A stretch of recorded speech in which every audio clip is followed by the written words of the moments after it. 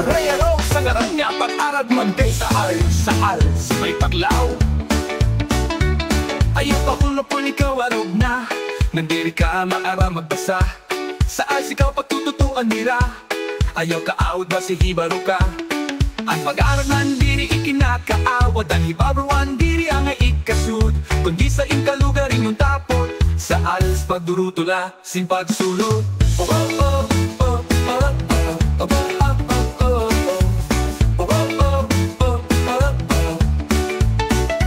Sa als ikaw ka nabubulikan, basig ka bubuwasan may sandigan.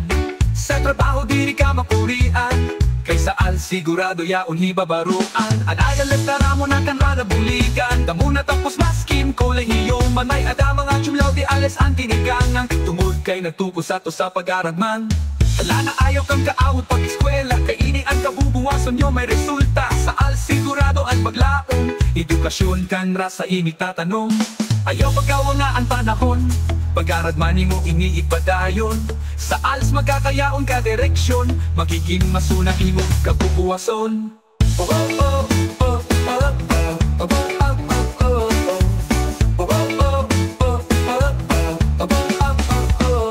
Alas sa San Roque, ada magtutudok pirmi, sanglitan pag-aram ayaw pagpabay. Taga San Roque kinahanglan mag-aram, basing padayon ang progreso sa ngatanan.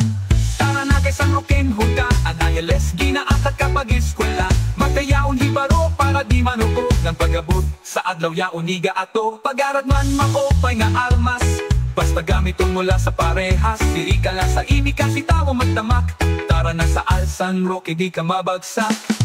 Tara na sa als San Roque,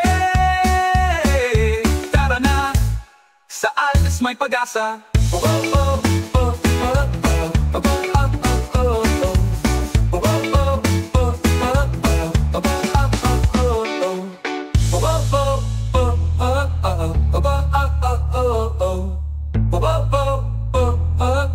Parayales, tara mo nakanranad man kay sa als may paglaom.